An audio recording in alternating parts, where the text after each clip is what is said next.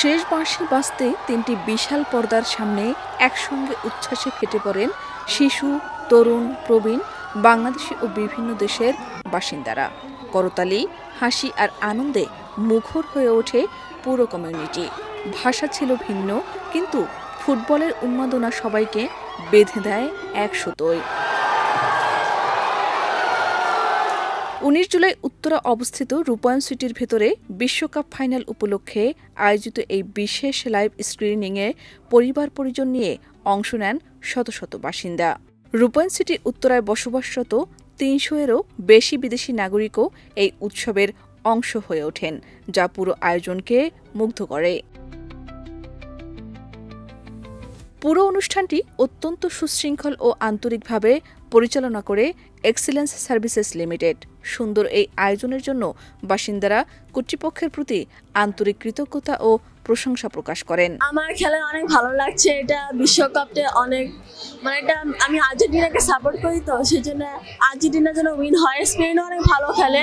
I really like this event because I am a very big Argentina supporter and I like the environment. অনেকেই বলেন এমন আয়োজন তাদের প্রত্যাশারও বাইরে ছিল। এখানে নিরাপত্তার পাশাপাশি মানুষ একসঙ্গে আনন্দ ভাগাভাগি করে, নতুন বন্ধুত্ব গড়ে ওঠে, পারিবারিক বন্ধন আরও দৃঢ় হয় এবং তৈরি হয় স্মরণীয় মুহূর্ত। আজকে আর্জেন্টিনা জিতবে, মেসি উঠাবে ওয়ার্ল্ড কাপ, বিশ্বকাপ উঠাবে মেসি, এবার আর্জেন্টিনা জিতবে।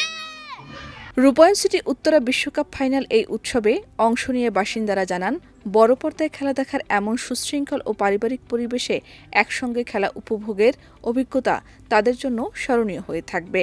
যেভাবে উপভোগ করছি খেলাগুলি, ১০৫টা খেলাই আমরা কিন্তু দেখছি এবং এই ৫টা খেলার জন্য ওনাকে একটা ধন্যবাদ দিতে হয়, রূপায়ণ সিটির কর্তৃপক্ষকে ধন্যবাদ দিতে হয় এবং এখানে যারা কর্তৃপক্ষ এই সিকিউরিটি আছে, যারা এখানে দায়িত্বে আছে, তারা প্রত্যেকেই তাদের নিজ নিজ দায়িত্ব সুন্দরভাবে পালন করছে। খুবই সুন্দর লাগছে, ফ্যান্টাস্টিক। এবং রূপায়ণ সিটি যারা খেলা দেখার জন্য আগ্রহী, এরা সুন্দর একটি পরিবেশে এবং সুন্দর একটি আয়োজন হয়েছে, খেলা দেখতে পেরেছে। আমি যখন শুনলাম আমার 2 মেয়েকে নিয়ে আসলাম।